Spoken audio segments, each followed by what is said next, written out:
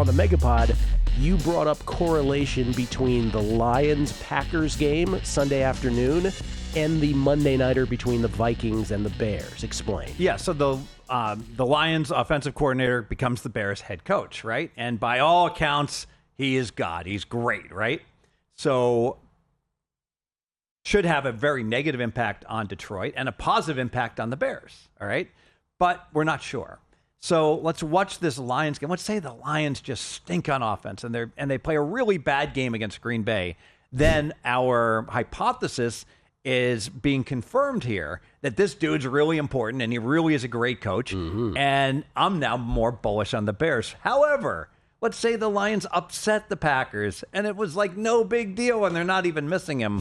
Well, now the Bears are still the Bears, right? And what are they doing, being pick 'em against the Vikings? So it's the case where I believe there's a strong correlation, Detroit to Minnesota or Green Bay to Chicago. And Todd Wishnev's, oh, come on, to you was because he feels like observing one game ought not lead you to that conclusion.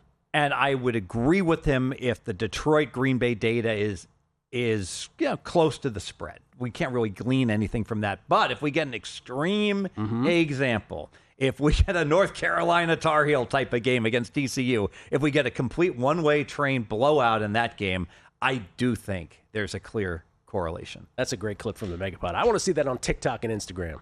That's what I want to see. Okay. Todd disagreeing with me. Yeah, what a shocker. I love his willingness to not care about what it is. Oh, come on. About the other primetime game, Sunday night. We talked about this earlier. Kelly and I were talking about Baltimore and Buffalo. He and I are on opposite sides. And then we got a text from you midstream where you're like, I will come in and I will tell you why Baltimore will win. Why, sir, are you so sure? So revenge is meaningless for the most part in the NFL. But I actually think it's meaningful in this game because what a bad taste in the mouth of Baltimore. And they come all the way back. And in a game they probably should have won anyways, and then Andrews drops the 2-point conversion, and then they lose 25-27. This is their very next game they're playing. So advantage Baltimore. And if you look at Buffalo, my goodness, you shouldn't be having cluster injuries week 1 of the NFL, but that's exactly what's happening. So you got Tre'Davious White. Their best cornerback is hurt, probably not going to play. Benford, another cornerback, has a groin injury. He's going to play. He's not going to be 100%. So I've got the team that has the immediate revenge, and Baltimore is an analytics darling. Baltimore somehow only won 12-5, but they were the best team in the NFL regular season last year. Old school YPP, yards per play. They outgained their opponents by like 1.6 yards per play. Buffalo's like a half yard per play. It's not even close. Baltimore is the regular season champion, so Baltimore's going to win this game. Okay. You also now, given the CMAC news, the Christian McCaffrey news where he did not participate in practice yesterday, this was enough to put you on the Seattle side. Absolutely. So and it's not just CMAC. It's the Niners are having the same problems that they had last year. It started already. Obviously Ayuk's not going to be back for a while. But here's a team that is already getting crippled with injuries. It's interesting because normally we'd say, okay, on prop bets, we're going to bet CMAC over because someone's going to have to get these yards, right? And now he's compromised, and you've got to feel they're going to have load management and not give him that many carries and that many touches. And so I've completely flipped. I told my clients, I'm sorry, I gave you San Francisco during the summer, -1.5. And last night I'm like, go ahead and bet Seattle +2 and tease Seattle.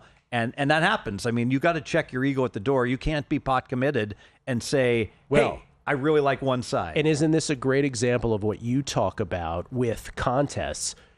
The reason you put in picks at the deadline is because you want perfect information. This is a great example of something that you might have made a pick one way, right?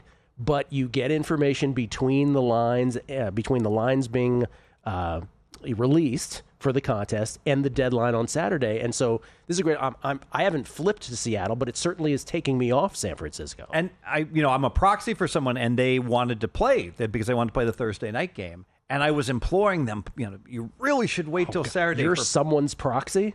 Yeah. Oh my God, you would be the most annoying proxy ever because you have opinions on stuff. No, I literally, Greg Jones did a great job with Survivor, and to be fair, I think I drove poor Greg. How he put up with me. Oh, I have no idea. Can you imagine? I have no because I would be idea. having these discussions with Greg, and he would throw out a team, and I would try like. Then I had to hear about it from you. Oh, and so Gil and I are on like the treadmill, and he sees me going to higher levels because I'm getting so worked up Steve, about how we can't play the Vikings this week, and the like. But I mean, I submitted with the Thursday game, but now all of a sudden you got.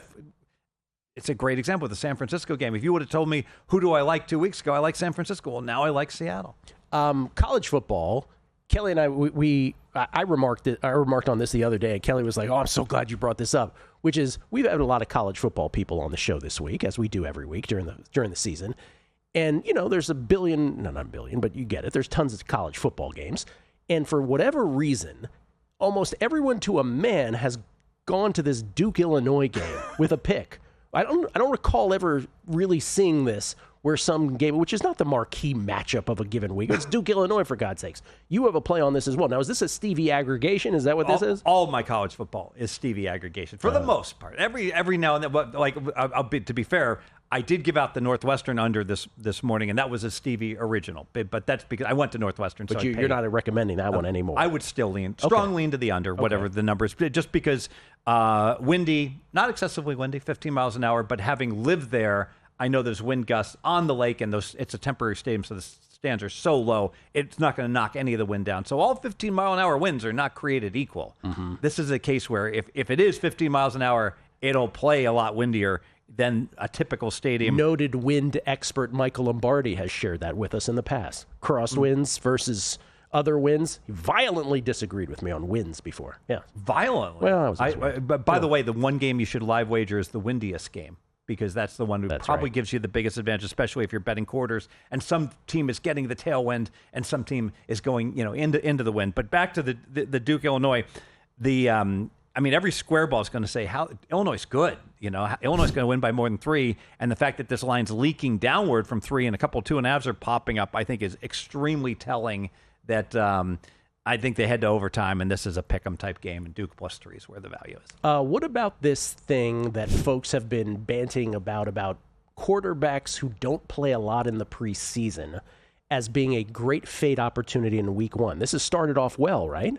Yes, but I think we can attribute a lot of that to the weather in terms of, so you make you make 2 bets. If a quarterback, Stafford, for instance, for the Rams, doesn't play in preseason, you bet the team total for the Rams under, and you bet Stafford under for his passing yards. Okay, so if you did that last night, obviously, you got ultra lucky on the team totals. You pushed with Dallas under 20, and you won with the Eagles under 28. But both quarterbacks did indeed go. Dak only got like 188, and Hurts got under 200. So both the quarterbacks went well under. So basically, 2 bets. And what's interesting about like the games this week is there's 2 games where both quarterbacks didn't play. So Buffalo, Baltimore, neither quarterback played in preseason.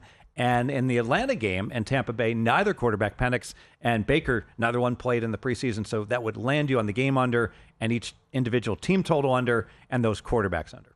Okay. Who else does that apply? Detroit also applies to, because Goff didn't play a bunch, right? Right. Exactly. Lamar Jackson, I guess. Well, yeah, that's the game we talked about. Baltimore, that's Buffalo. a double. So you could just play the Tampa Bay, Atlanta, and Baltimore, Buffalo are doubles. So you just play the game under instead of the team totals under. But and you play the quarterbacks, and it makes a lot of sense right now. The reason I love the Stafford the best is that he didn't just not play in preseason; he didn't even play in practice. Yeah. So you might consider playing his first, and I like the first half under for these quarterbacks' pass yards to be ultra rusty and to work them in and to run the ball more than they might normally. Thanks for watching, but don't let the betting insights end here. If you want an extra edge this football season, you can get a month of VSiN Pro right now absolutely free. That means access to our betting insights, analysis, and tools like our betting splits at 0 cost to you. Click the link in the description to sign up.